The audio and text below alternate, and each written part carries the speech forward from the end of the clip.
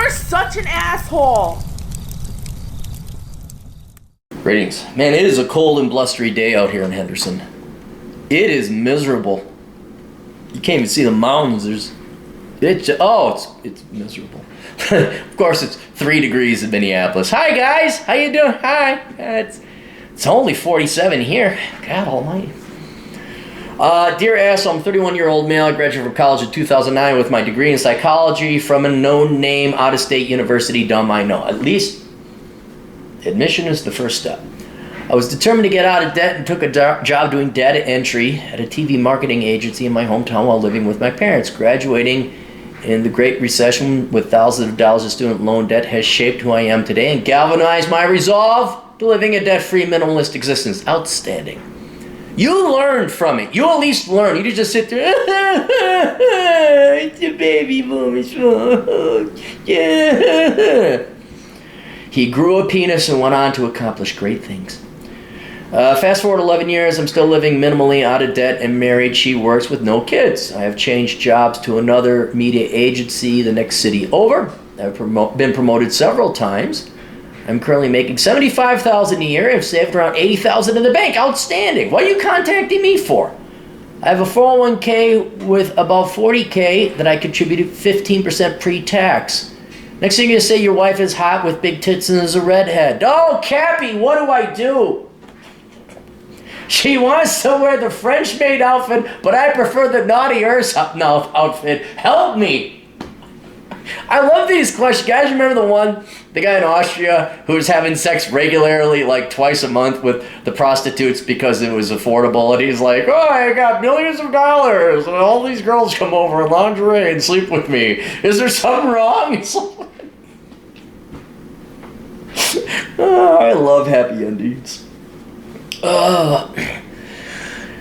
I also opened a Roth IRA last year. My wife and I currently rent a duplex 20 minutes from our jobs. We both drive to on our 10-year-old cars I bought on Craigslist.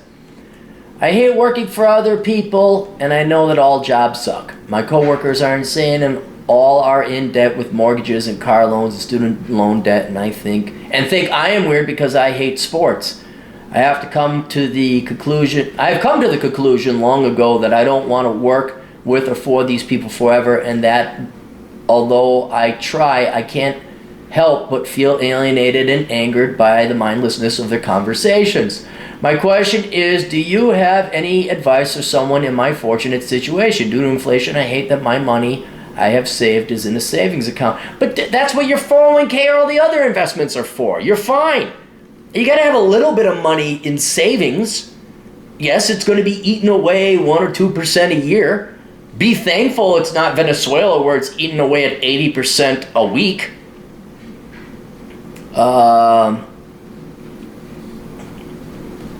Savings account, which I know is stupid. I live in a very expensive suburb for me outside of a major metro area. My current goal would be to save a bit more and move to someplace more affordable and pay cash for a property or a house. I would then get a job I am more interested in to pay the bills.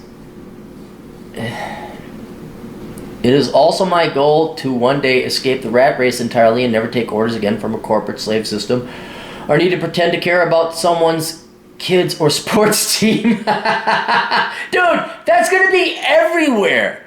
What, you think just because you're not going to work at fucking corporate land X or wherever you're working now, that when you go to parties, oh my God. Many years ago, I was dating a girl many years ago, and she invited me to the cabin. Now keep in mind, in Minnesota, cabins can be a little old dinky cabin or a palatial estate. This was a palatial estate, and it was owned by, how did this work? She was friends with the son of some rich asshole. Actually, he was the guy who was rich, probably earned it all, and the kid was an asshole. It was a fucking pussy. A Gen X pussy. He preceded the millennials in pussydom. The dad owned an airline, something to do with airplanes. I forget what it was. And we went up to this, the nicest house I'd ever been in. I'm just like, whoa. It was a cabin. And there was a lake and a boat. And I'm like, shit, I'm gonna go fish on the lake in the boat. You know what these fucking normie conformies and inferiors did? They watched the World Cup. They watched the World Cup. Here we are. Lake was clear as glass, man. I have never seen, you could see all the way to the bottom and the fish and everything. I'm like, I'm going fishing. And it was beautiful. These dumb sons of bitches all sat there and watched the goddamn World Cup. And I could not for the life believe, and then I went to another party, same group of people, and the girls managed to talk about the fucking cake for 5 solid minutes. Yeah, 5 minutes isn't that long. You go, count 5 minutes, listen to talk. How much can you say about fucking cake? Where did you get it? Did you make it? No, I bought it. No. Yes. Well, really? Where? Pick and save? No. Yes. Die! Oh, God. Or just like one, and then be out of my misery forever. Dude, that's people. And if you're annoyed with conversations about Dipshit Joe Jr.'s kid, he played football. He threw the ball really well. He's in the 2nd grade. Oh, I got a jersey here. And they're talking about cake. I got news for you, pal. You unfortunately have a disease called a high IQ. If you can't watch sports ball, high IQ. Can almost guarantee it. Can't guarantee it, but go take a test online. And then go read my book, Curse of the High IQ. I'm not saying it because it's going to result in more sales. I'm saying it because I'm almost guarantee you that's what the problem is. And you're going to realize, holy shit, everybody's that fucking stupid. And then you're going to realize it doesn't matter if you're working with them, or you're in the checkout line, or you're waiting for the fucking broad to order a sandwich, and she had 5 minutes standing in line to look, and then she waits till she gets up to there. Oh, what do I want now?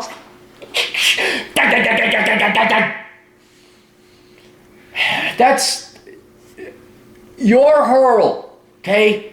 We'll get to your other problems later, but the virus, the kernel, the key problem, the burr in your saddle is that you are a smart person living in a stupid person's world. There's just too many damn stupid people, all right? And you could try and change your variables. Oh, I'll go work at an engineering firm. It'll be all intelligent. No, it won't. No, it won't. Because there's HR, and then there's salesmen, and then there's the NBA dude bros, and then there's more HR. You cannot escape. Oh, I'm writing that down. You cannot escape stupid people. That's the title of this. You cannot escape stupid people. Sorry, that's shaking.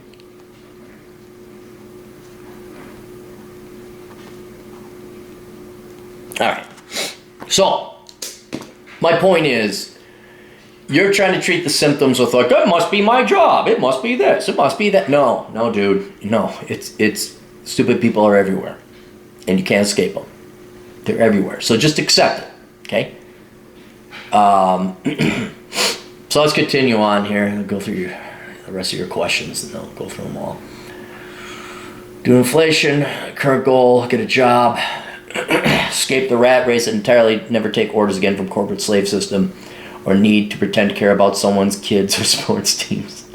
Lastly, my wife is from Bolivia. Oh, there's a socialist shithole. It's not as bad as Venezuela, but they got that Indian guy from the mountains. He's been there for like 10 years. It's amazing how socialism turned that Bolivia into a paradise, and has contacts and family there. The weather is nice and the exchange rate is good. Yeah, I wonder why.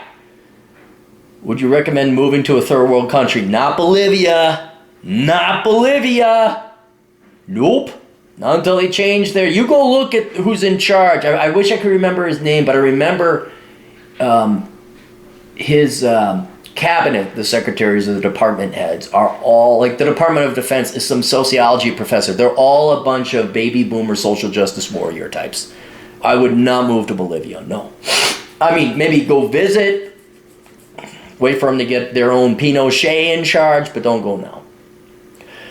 Any insights on how to escape the mindless, enslaving bureaucratic system or avoid at any honeypot traps along the way would be greatly informed. Thank you for your help, another human being. All right, so let's go through your questions. And my question, do you have any advice for someone in my fortunate situation? Yes, keep your job, keep making money. You're 20 minutes from your work, both of you. I think you're doing just fine. If you don't have kids, I would not be even bothering buying a house. You're in New York. I'd get out of New York State if you could and go someplace warm. My current goal would be to save a bit more and move to someplace more affordable and pay cash for property for a house. Yeah, keep working your job now and start squirreling away a housing fund. At least 20% down so you don't have to pay mortgage insurance. I would then get a job I am more interested in to pay the bills. No, it doesn't work that way. You don't take on the largest liability in your life and then quit your job that's paid you regularly to try a new one that you might like. No. No. NNNEEE No. Because if you think your job sucks now, wait till you get a job you can't do because your boss is a fucking psychopath. They're out there. All right? You got a great job. Okay? Your complaint is your employees, your coworkers are stupid. They're not even stupid. They're average intelligence. They wear another man's jersey, they drink beer, their wife is getting fat, and they all have a ton of debt. And they live vicariously through their quite average and boring children. All right, that's average. That's still good. All right, wait till you get a psychopath for a boss. Then you got to quit your job. Now you got a mortgage. You go find a place you want to live first. In addition to Curse of the High IQ, I recommend you read Reconnaissance Man. Don't bother reading the first half. Read the second half. All right? I should really retitle it, Where Should I Live in America? Is what I really should retitle that book. Well, we're not going to worry about that now. But you go get that book, Reconnaissance Man, read the second half, and that will narrow your focus down so you don't have to dick around driving all around the country to figure it out. Then you guys, over the next course of 3 years, as you're building your housing fund, you go and explore some of the places I recommend and see what suits your fancy the most. If you're from the East Coast, I'm just going to assume you're going to go down to Tennessee or Florida because according to you East Coasters, the United States ends at the Mississippi River and you're completely unaware of places like Vegas, Phoenix, Salt Lake City, Reno, Denver, and other fun places with stuff going on and pot. Really crappy weather, by the way, today. That's what. So do that. Read the book. Trust me. Get the book. You're gonna save hundreds of dollars, probably thousands of dollars in gas. Thousands of dollars in gas and traveling expenses if you spend the $8 or whatever it is on that book. Okay, so do that. Then you're in no rush. Okay, you're in no rush. It's gonna take you a long time to build up some money for a down payment on a house, 20%. Then once you try a couple different places, 3 or 4, maybe 2 or 3 are going to tickle your fancy. And you're like, well, all right. Then you and Wifey Poo go fly down there. And that's not a waste of money. You think, well, flying's expensive. That's not a waste of money. You are doing research. I would even save your money. Well, it'd have to be for business-related expense. So I guess you couldn't do that. But if you were looking to buy investment property, I would be saving all your receipts because those are viable property search expenses. But you're going to go live there, so don't worry about it. Point is, go try. I wonder what Savannah, Georgia is like. Go down there. Charleston, go down there. Raleigh, Durham, go down there. Knoxville, definitely go down there. Asheville, North Carolina, check it out. Atlanta, check it out. Look out for traffic. Although you won't be able to, it doesn't really move all that fast. It's a lumbering, slow thing.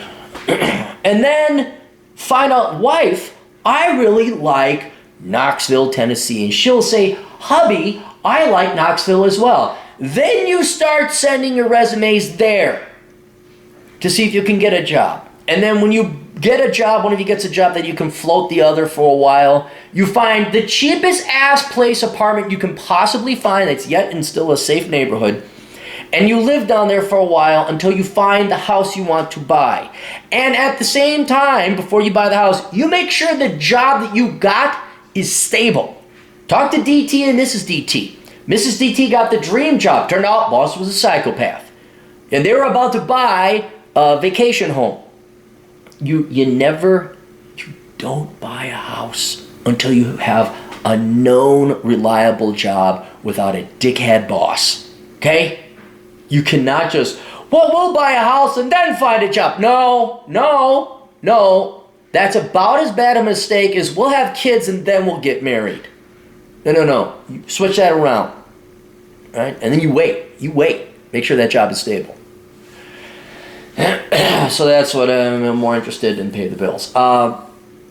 You get a job that you are more interested in. All jobs suck. All jobs suck. Accept it. All jobs suck. You're not going to find a job you're more interested in. You're not.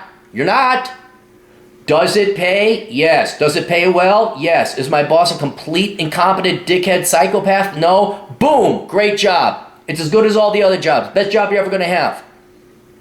Okay? So, with your job hunt, helping you find a good job, you need to make the adjustment. You need to realize it doesn't matter what you do. It doesn't matter who is there. Normies are gonna norm. They're gonna norm, dude. No matter where you go, no matter what company, there's gonna be Tina, the single mother. Oh my God, my child's sick. I have to go away. Can you cover for me? It's tough being a single mother. I'm leaving at 2 p.m. because I have to pick up my child. Can you guys all do the work for me while I complain and bitch and whine about the wage gap? That's going to be there. It will always be there. Welcome to being a smart person. Yes, the normies will piss you off. So don't get pissed off about that. That's going to be everywhere. Right? And then your job, I don't care if it's boring. All right? Whether you're being an asshole on the internet or whether you're cleaning toilets, that's time you're never getting back. You gotta view it as an exchange. It doesn't matter what you do. Unless you're getting shot at or you're in a micro cleaning up alligator poop or whatever the hell he did. Unless it's really bad, it's just time, man. It's just time. And the only thing that matters is how much money did you get for that time? And is your boss not a complete... The biggest problem with bosses is when they say X and then they bitch and whine because you didn't do Y. You're contradictory. You're psychopaths, all right? Non-psychopath boss. Job that isn't intolerable or insufferable. And people who aren't like backstabbing you or something like that. And adequate pay. There's your job. It's a good job. Shut the fuck up.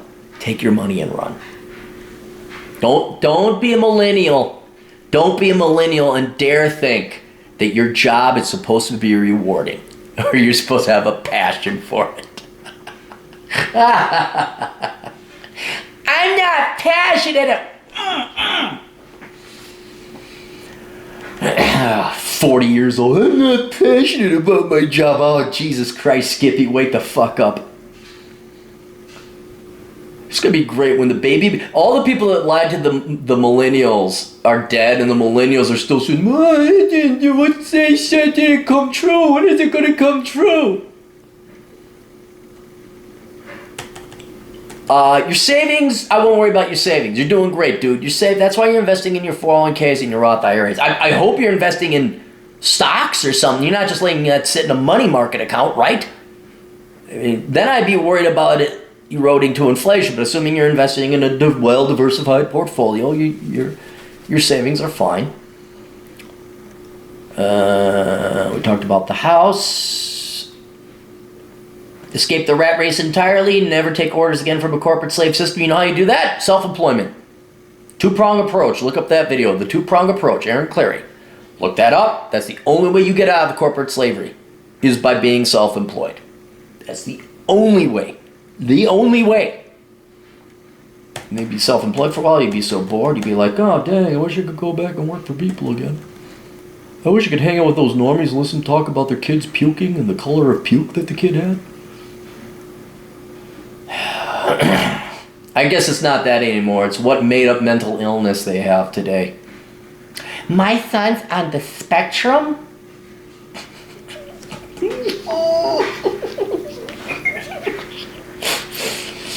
Oh, I got your spectrum right here, sweetheart. I'll show you a spectrum. All right, never mind. Mine is going wrong places. Up and down on the spectrum, bitch. Somehow I don't think this video is going to be monetized and approved for advertisers. But if you like it, share it. Suck my spectrum, bitch. All right, where are we? Yes, you have to be self-employed. Last, your wife, we talked about Bolivia. Any insights on how to escape the mindless, enslaving bureaucratic system? That's self-employment. That's the only way. Or you mentally check out and realize it's just a job. But avoid any honeypot traps along the way would be greatly welcome. When they say if you get your MBA, we'll promote you, unless they're paying for your MBA and for your time to study the MBA at overtime rates. Because I always loved how they say, we'll pay for your education. It's like, oh, really? So while I have a family here and now I got to go to school full time, in addition to my full-time job, that's like having 2 full-time jobs. But you'll pay for my tuition. Will you pay me double my hourly rate for studying, transit, and classroom time? You won't? Well, I guess you could shove your MBA up your ass. That's it. There you go. All right. Don't let the normies get you down. Try to ignore them. Normie's gonna norm. All right? We'll see you guys later. Tools.